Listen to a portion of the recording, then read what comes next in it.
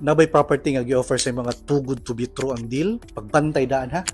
Kay kasagaran na ba inani nga mga yuta nagdaghan kay issue like title disputes ug nay fake ownership nga common kay issue diri sa rural area sa Philippines.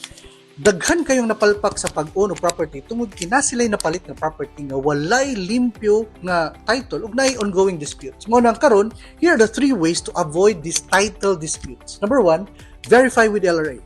Always verify the property's title through the Land Registration Authority. Kaduha, conduct a title search. You should hire a real estate lawyer aron maghimo og thorough title search para makita kung naay liens or disputes sa yuta. Ikatulo, avoid unrealistic deals. If murag too good to be true ang deal, chances ana nagyunay issue sa ownership or disputes. Wala lang kakabalo, wala pang istorya nimo. Kung ganang kay makatuon sa real estate investing o paun sa mahimong maro ani nga dula, check the link in my bio or follow me for more.